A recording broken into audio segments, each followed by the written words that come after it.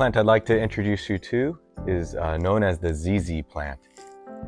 Zamioculcas zamiifolia, but much easier just to say ZZ plant.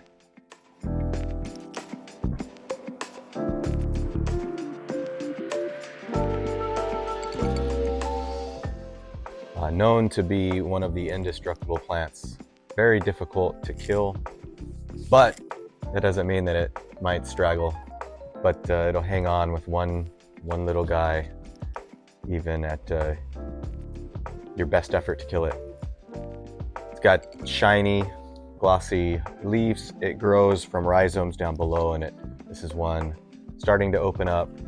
So this plant is very adaptable, does all types of light. So it can go in an office, it can go in many parts of your home. It prefers bright indirect light, but will tolerate low light conditions. So it could be on the north side of your home, it could be on the east side, it could be far away from a window. Just know the lower light, so if you're not putting it in bright light, then the lower light conditions is gonna make it so it's not as full. Gonna be more sparing. You might get some more leaves that are going to stretch out to the light rather than growing upright. As far as watering, this is a drought tolerant plant. It doesn't need a lot of water, but can put up with some that decide to overwater. But preferably you want to water it when it dries out. So checking every couple weeks. And what you do is make sure you have a moisture meter if you can't get your finger in the soil. Most of the time the ZZ plant's going to fill up the entire pot. And so you put the moisture meter down in there and wait till it reads dry about halfway through or 3/4 of the way through. Try to get that all the way down. It should be more on the dry side. If you have this in a low light situation, it's going to take even longer, more than 3 weeks before it's fully dry. As far as fertilizer, when you do fertilize, you could fertilize with a balanced fertilizer, meaning the numbers are all the same. 333, 444, something along that nature.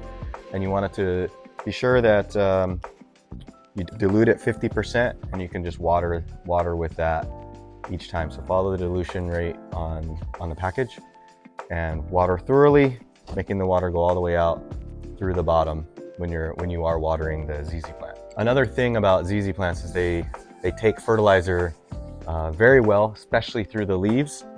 So if you have something similar to our plant and tonic that we offer, once a week coming through and doing some leaf wellness that has some fertilizer in it for the ZZ plant will be very effective. If you've got yellowing leaves or things like that, it will fix that quickly. It does a really good job of pulling in the fertilizer through the leaves and making it green up and grow. As far as pests for the ZZ plant, they're rarely affected by pests, but you do want to keep a lookout for maybe spider mites or aphids, and you'd want to inspect along the nodes of the leaves, look in there, see if you see any of that activity. But generally, the reason that they're so easy to care for is that they're rarely affected by pests. There could be some opportunity for spider mites or aphids, so you're going to want to keep a lookout for those. You would check the leaf petioles right where the leaf comes out, check in there, inspect the plant, see if you see any of that. But generally it's not a problem. If you did have some pests, quick fix, you'd have either some plant and tonic that's got neem oil and other things to fix it. So if you're keeping a care routine with it, it will definitely help with that. And then lastly, as far as propagation with the ZZ plant, it can be propagated in 2 ways. One is by division, and secondly by leaves. Simply can take a leaf off the ZZ plant and place it in a chunky, well aerated soil, or sometimes even perlite, put it in there and follow a watering schedule to get the leaf to root, and then that'll create a new plant. The second way that you could do that is by division. So I'll pull this plant up here.